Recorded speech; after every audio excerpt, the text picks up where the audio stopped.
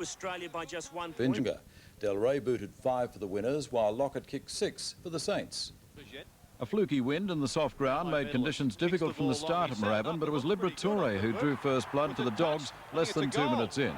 Lockett shortly after scored for the Saints, scores level. Fierce tackling by both sides. The Saints through Winmar and Harvey were running out of the back line, and McAdam brought up the Saints' second goal. Valentine marked and goaled, 2 goals each. Lockett second, then Del Rey for the Dogs. Second quarter, McAdam quickly on target for the Saints, but then 4 straight to Footscray through Del Rey with 2, Coleman and Royal. The Dogs were leading by 7 points, but a goal to Lockett, his 4th, Footscray by just a point at the main break. Atkins to Royal at the start of the third quarter, Footscray goal with Royal shortly after finding Coleman. The Dogs then up by 9 points.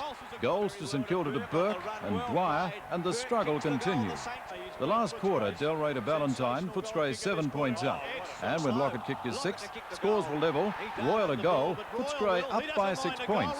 Bowie levelled, but when Royal handballed to Croft, the Dogs again in front. And with Royal passing to Collinook, the margin was again 12 points. Another point by Collinook, the final margin 13 points. At Waverley Park, the Blues achieved a rare feat in this day and age. They beat Hawthorn for the 2nd time in a season. In another close encounter, Carlton managed to keep its nose ahead all afternoon to move ahead of the Hawks on the ladder. Drew Morfitt has the highlights. Both sides welcome back star players from long-time injuries, but Brereton and Silvani both started on the bench.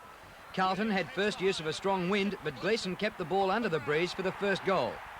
The Blues opened up a 3-goal break and were outplaying the Premiers. And from 40 metres, O'Sullivan has goal. Hawthorn's highlight in a goalless quarter, this one-hander by Gowers. The Hawks' first goal, kicked by Platten, was more good luck than good management. And Carlton even managed 2 goals into the wind, Kernahan setting up O'Sullivan. To loud cheers, Brereton came on midway through the second quarter and was straight into the action in just his 4th game of the year.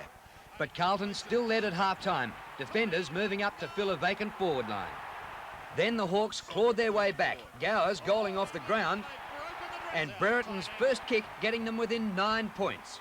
Welcome back, Danny. Carlton's only goal in the last quarter by Bradley proved enough. They led by 21 points at the 6-minute mark. The Hawks had their chances, but Dunstall kicked behinds at crucial moments, and Carlton had beaten them for the 2nd time this season. Drew Morfitt, 7 Nightly News. In the most one-sided match of the day, Geelong thumped Melbourne by 73 points at Cardinia Park. The Demons failed to use the wind in the first term. The Cats showed them how to do it in the second. And that was virtually the ball game. Former Eagle Jeff Miles kicked 7 for the Cats. Matthew Brooks reports. Melbourne opened up with the first goal through Andrew Ops, but despite doing most of the early attacking, could not convert.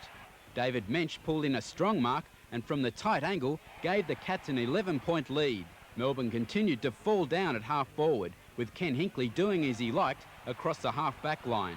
At quarter time, it was Melbourne by 3 points. After kicking 2 goals, 10 behinds. The Cats applied the pressure in the second quarter. Bairstow cleaned up Lovell. Paul Bryce slotted through a tight set shot at goal, but that was about it for the Demons. Bill Brownless was quiet early, but did well to give the Cats a half-time lead of 31 points. Paul Couch on his favoured left foot found the target. Then from the other side of the ground, Paul Riccardi did the same thing. And at 3-quarter time, it was a matter of how far, as Geelong led by 64 points. Then in the final term, Geelong extended that lead to 73, when the siren put Melbourne out of its misery after a week of off-ground upheaval at the club. And in a thriller decided by the last kick of the day, North Melbourne beat Richmond by just a point at Princes Park. The Tigers' Jeff Hogg had the chance to snatch a win, but his set shot from about 30 metres out narrowly missed. Wayne Carey was the Roos hero, kicking 3 in the desperate last term. At the team's first Princes Park showdown, they both struggled with the conditions, taking 7 minutes in the wind before scoring the first goal. The Tigers got the lion's share of the 9 goals that did eventuate in the first quarter, Jeff Hogg bagging 3. But following up their near-upset win over the Saints in their last match, the Roos scored 5 goals in 6 minutes to hit back in the second term. Michael Martin contained Hogg, while his teammates grew in authority at their business end of the field to lead by 22 points at half-time. Goal for goal in the third, all was to change in the final term. Richmond scored 6 goals to North 3 to get back on track, helped along by Stuart Maxfield's mighty effort. Richmond overtook North before this free kick in the dying minutes put the Roos 2 in front. With seconds to go, Hogg had the chance to win the game, but his kick was astray. North by a point. Drew Morfitt, 7 Nightly News. To the ladder now, and Carlton has snuck into the 6th, while the Hawks have again slipped to 8th after today's disappointing performance. And in the Teal Cup final, Victorian Metro slammed on 10 goals in the final quarter